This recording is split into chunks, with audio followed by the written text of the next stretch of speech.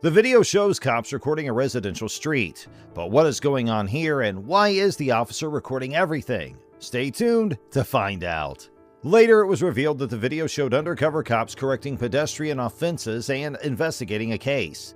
James McLennis, who operates the Pinellas County Sheriff's Channel, provided the content. The interaction involved several deputies from the Pinellas County Sheriff's Office parked on a residential street while conducting an investigation near a nearby residence. Just all the undercover police cars. Police sheriffs at this house. Undercover. I don't know, take a video of And- that like that. And this one here does not look like a police vehicle. McLennis begins recording the interaction as he walks in the middle of the street, arguing that there are no sidewalks and that the officers have blocked the side of the road. He further tells an officer that engaging in the act of recording a video in this situation falls under the protection of the First Amendment, as it is considered a constitutionally protected activity. Hey, sir. You know what else says that? ID on you? I don't need ID. Yes, you do need ID. No, I don't need to ID. If you're coming into the middle of our investigation, you do. Actually, this is the middle of the street, and I'm And walking you're on a not public supposed street. to be in the middle of the street, Yeah. so that's a violation. Actually, there's no sidewalks here, so it's not. You cannot be in the middle of the street. Well, you notice you're blocking the way on the side of the street. All right, let me get a pad. You have ID at all? During the encounter, McLennis asserts that he's not required to provide identification to the officers. However, the officers argue that since he is intervening in the middle of their investigation, he must provide identification. McLennis counters their claim by stating he's simply walking along a public street, which lacks sidewalks. He points out that he's not obstructing traffic since there is ample space on the side of the street. I don't have to show ID. I have not committed a crime. Did you drive here? No. But you have to ID who you are. No, I don't. Yes, you do. Under Florida statutes, we're not an ID upon demand state. McLennis maintains that he is not obligated to present ID since he's not committed any crime. However, the officer insists that McLennis must provide identification, even questioning if he drove to the location. McLennis continues to assert his position, stating he is not legally required to provide identification, citing that Florida statutes do not classify the state as an ID upon demand jurisdiction. Am I being detained? I said I was getting my notepad. Hey. Are you writing them a ticket? No, notepad. You do understand when there's not a sidewalk, there's a certain direction that you need to ride. You need to walk on the street, right? You can't just walk down the middle. Well, when you have all the cars blocking the side of the road, it makes it kind of difficult. Okay, well, guess what, Perry Mason? Since you're so good on the What's- First are you a Amendment and the police officer? Constitution and all that- As another officer joins the conversation, they inquire whether McLennis intends to issue a ticket. They then explain that when there's no sidewalk available, there is a specific direction for pedestrians to walk onto the street, emphasizing that walking in the middle is not permissible.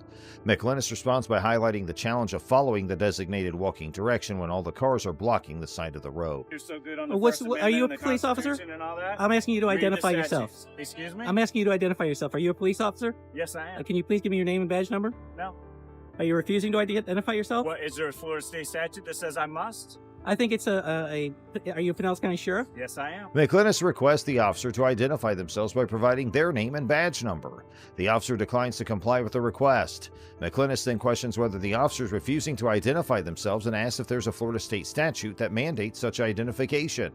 The officer suggests that it is likely the case, but McLennis inquires specifically about the Pinellas County Sheriff's Office policy regarding citizen requests for officer identification. The officer does not provide a clear response. How am I supposed to file a complaint against you? Okay. What do you want to file a complaint No. for? 'Cause if you want it, I'll give it to you. I do want it. I've Okay, asked for but it. let me finish my train of thought Go first ahead. before you interrupt me with all your Perry Mason stuff. McLennis continues to express his frustration and asks the officer how he's supposed to file a complaint if needed. The officer responds by asking for clarification on the reason for the complaint. The officer then asks McLennis if he understands that there is a Florida state statute prohibiting walking in the middle of the road, seeking a simple yes or no answer to his question. As the two other officers join the conversation, they question McLennis' statement that they are not blocking the road. McLennis responds by reiterating that the officers are obstructing the pathway on the side of the road. How are we blocking you? Exactly. You Okay, are I guess blocking that the pretty much answers your pathway on question, the side doesn't of the side of the road. Can I do to help This you? is the intimidation that the Pinellas County Sheriffs try and use if you exercise your First Amendment activity. No, They surround actually, you, accuse you of crimes, refuse to identify It's not a themselves, crime, it's a intimidate civil yourself. infraction. Why aren't you continuing with your investigation? Why are you out here bothering me? He suggests that this behavior is an attempt by the Pinellas County Sheriff's Office to intimidate individuals who exercise their First Amendment rights. McClennis further asserts that the officers surround individuals, accuse them of crimes, and refuse to identify themselves, creating an environment of intimidation. Here, it's not a pedestrian violation, but nice try. You're right. You're the expert. You know, I've only spent 20 years doing this job. You're the expert, though, right? After 20 years, you still What think it's exactly necessary? statute is it? Do you know what statute After it is? 20 years, you think it's actually necessary to come out in the street and bother people who are walking by? You can't walk in the middle of the road. And when Yeah. you have the street blocked, Street's the not side blocked. of the road blocked, Street's not blocked. you have the side of the road blocked. Street's not blocked. Sir, Yeah, Street's not shine, blocked. shine your phone that way because I want to make sure that you see this as well, that this is on video. yeah, I'll shine the phone. So from here all the way through, past the area that you actually walk through, McClennis questions why the officers are bothering him instead of continuing with their investigation. He asserts he was simply walking with his camera in front of him and questions if the officers have an issue with that. see this as well, that this is on video. Yeah, I'll shine the phone. So from here all the way through, past the area that you actually walk through, the street is not blocked.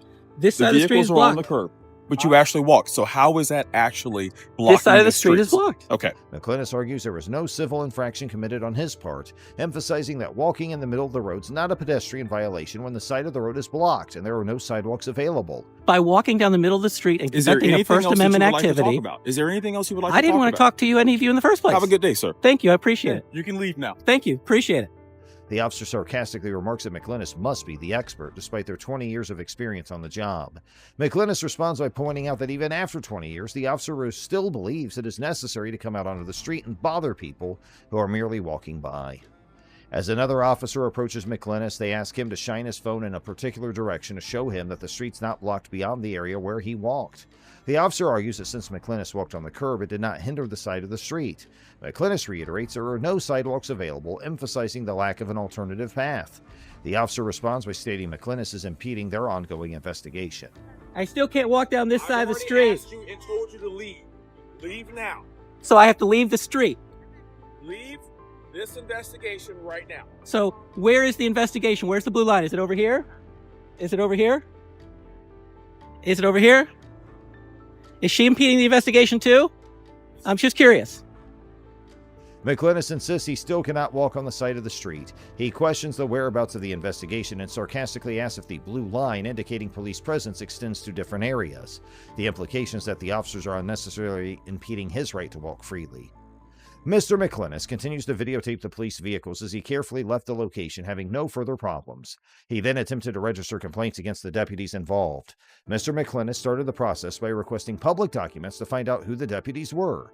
Unfortunately, his request was refused, and the needed information was not given to him. A succession of events took place in silence, revealing a network of deceit and criminality.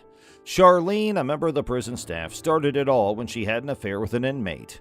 Charlene lost her job and could face legal consequences because federal law prohibits any sexual interactions between prison employees and inmates. A zero-tolerance policy against sexual assault in prisons was instituted after this occurrence. Called our 911, called her back, and she said then that he had a gun. They were asking them to leave. So I don't know anything since then. Okay. So nobody's here has been injured. No, that's what I told him when I called. He told me that he was over. At the same time, a frightening event took place in a residence. Authorities entered the building and found evidence of a fight in various locations. They found Kelly's motionless body in the kitchen, surrounded by evidence suggesting she had been murdered. The police had a quick and easy time zeroing in on William as their main suspect. Which house? This house right here. That's just Has anybody confirmed? We have not confirmed. We just pulled up, just got what she stated. All right, has anybody been in? No, we just pulled up. He's saying you're saying he called you. Yeah. Can we get anybody to the door? Where is he at? We're having a approach. All right, but I want to make sure he's not in here with a gun. Kelly was a paramedic in Columbus, Georgia, who often went out of her way to help those around her. Those that knew her admired her, but Kelly kept a secret from everyone. His formidable threat was due in no small part to his vast experience in SWAT and police tactics. But then, something out of the ordinary happened. The police were notified of William's car accident by phone call. They hurried to the hospital and quickly located their bleeding and battered suspect there. After William was released, the official investigation began in an interrogation room. Violation of office and possible complicity in Kelly's death were among the charges that loomed.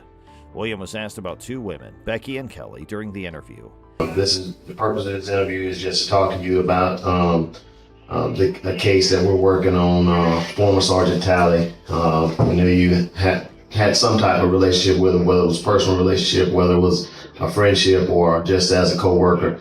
But we'll let you answer those questions. So we'll just start with just some brief questions about your knowledge about former Sergeant Talley. How long have you known him? Oh man, ever since he's been here, several years. Okay. Do you have any idea about how long he's been working here at the police department? I really don't. I mean, off the top of my head, I would imagine over 10 years. I would think, I don't know, probably 10, 12 years. Okay. I really don't know. How long have you been working here? 28 years. Kelly was his lover, but it later came out that William was married to another lady named Rebecca Talley. William's expression changed from one of bewilderment to one of evident anguish, yet his veracity remained in doubt. William's feelings bubbled to the surface as the investigator continued to pry. His anger seemed genuine to some extent, but there was also the sense that he was just using it as a ploy to shift blame away from himself and vent his discontent with his current situation. The tense interview ended when William finally got a lawyer.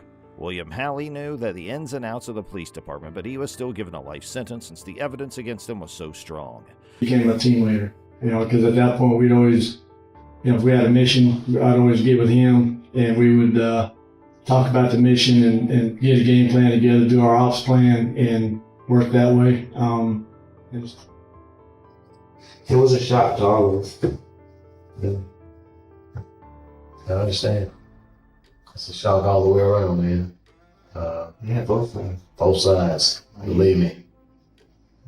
It's like, how do you come to this place? I mean, and then trying to... We're all human, man. I see all that crap on Facebook and trying to blame the police. This ain't got nothing to do with police. Ain't got nothing to do with anything. It's two human beings. That's right. Some people snap sometimes, no matter what their career is. Oh, there you go. They'll be flipping burgers, they're gonna snap the same way if you a cop, a judge, or whatever. Ain't got nothing to do with your career. I agree. The only lead that the police had was that he left the crime scene in Kelly's vehicle. They knew he had not only received police training, but SWAT as well, so he would be difficult to find. The complexity and intensity of feelings involved in this case exemplified the determination of law enforcement to bring about justice. The case of Matthew Boynton is a disturbing tale of duplicity, intrigue, and suspected police misconduct. Unlike most police investigations, this one took an unexpected route that left everyone perplexed. Arrested without incident and sent to the hospital. 12? Okay. Sally, you know me, right, bud? We're taking it no matter what, right now. With the bandit, yeah, remember? All right, brother. We're gonna take care of you now. You ready for the handcuffs?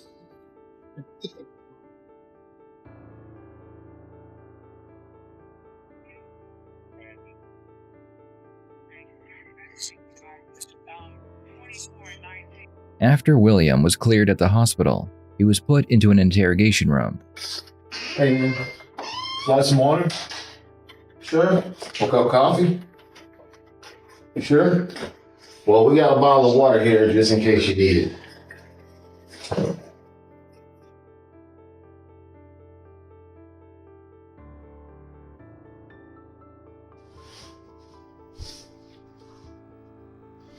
Are you gonna be able to sit up for us?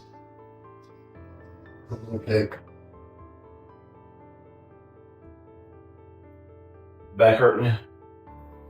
On April 15, 2016, officers discovered Jessica Boynton concealed in a closet with a gunshot wound to her head and a police-issued pistol in her hand. The county sheriff proclaimed her dead at the scene, but a medical evaluation at the hospital showed a completely different scenario. There were no gunshot wounds or bullets, only evidence of a blunt force attack to the back of her skull. Jessica's condition, while critical, did not support the sheriff's determination.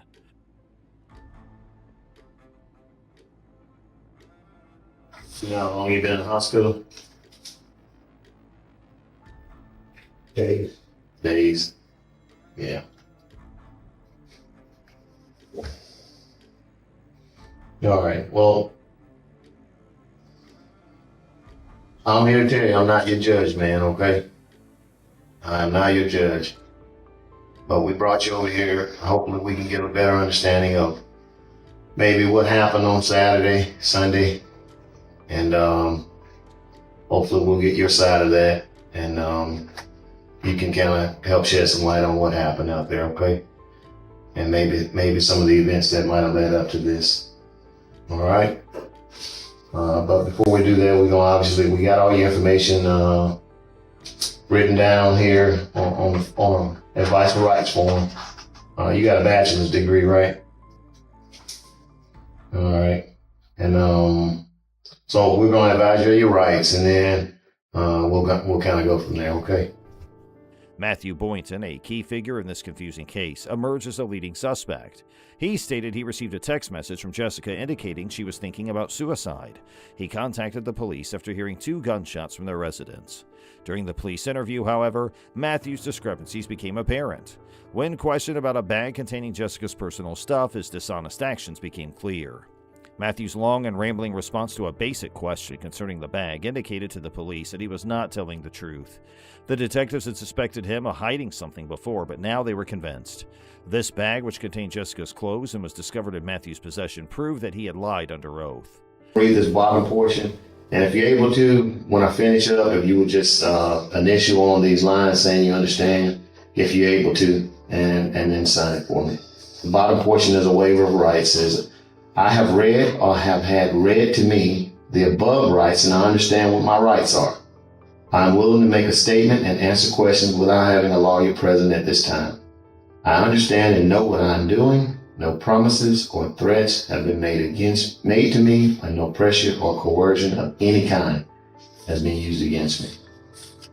Can I ask what my charges are? Yeah, right now you're charged with murder. You're charged with violation of oath of office, and you're charged with possession of a firearm during the commission of a crime. The bag theft may seem little, but exposed Matthew's credibility issue. Most of his information may be false if he lied about that. He resigned from the police after confessing to taking the bag and lying under oath. The assault on Jessica and that sad night went unresolved, darkening the case. Matthew was never charged with these major crimes, creating police corruption accusations. The county sheriff, his grandfather, had initially declared Jessica dead at the scene, raising his suspicions.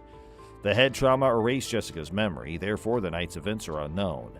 This story is a disturbing reminder of power abuse and unsolved questions. Well, I can tell you who, if we can get started there. And it is Kelly.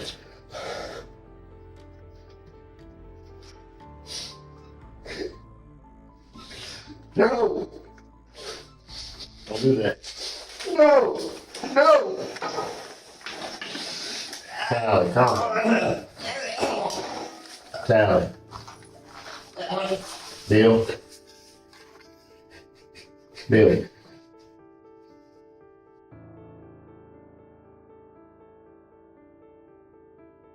No!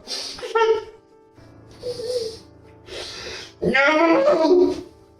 A small, poorly lit interrogation room was tense. Stephanie Eileen Lazarus, a former top detective, sat across from 2 others, anxious.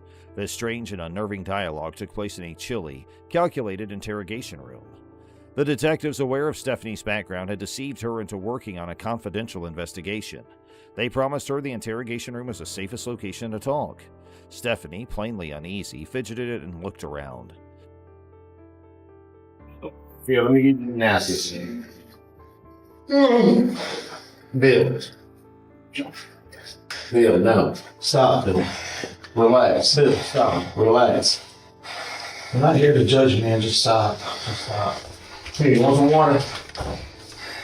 I think you need to have a sip of water. Relax. Stop.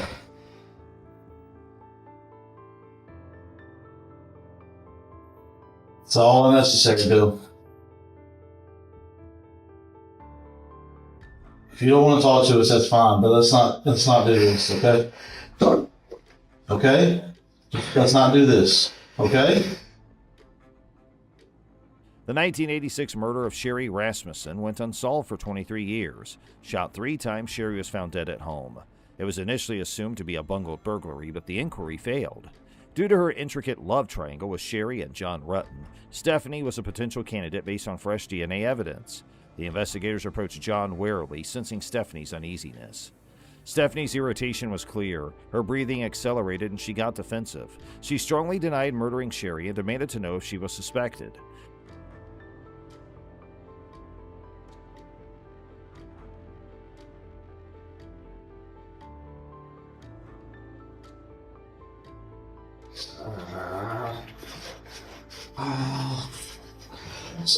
Oh, God.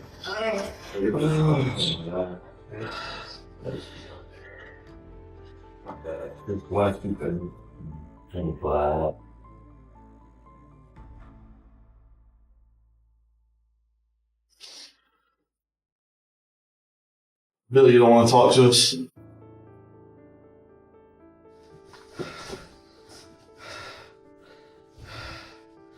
Are you aware that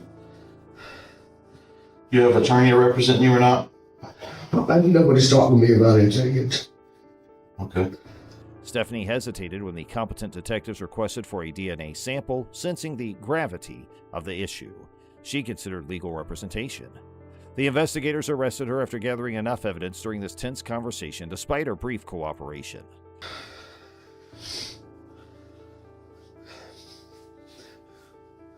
Who else did hurt? Right now you're hurting yourself. I don't care about me. Well, who else did I hurt? There's no one else. I keep hearing when people whisper, or whispers. You keep hearing whispers? Okay, well, what whispering do you hear? No, tell me the truth. Okay, there's no one else hurt. Okay. Everybody else is okay.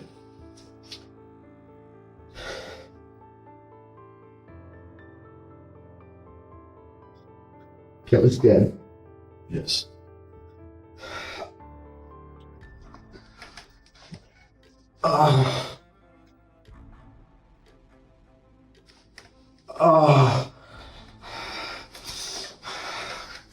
Bill, let's not do this.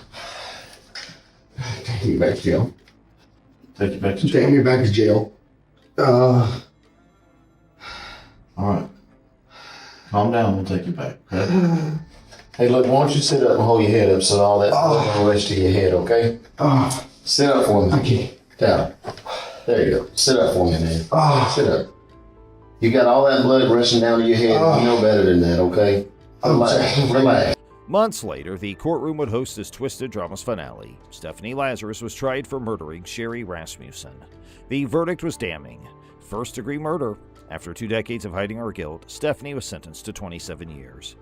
The end of a famous investigator who had escaped justice for too long began with this weird and unsettling interrogation room showdown.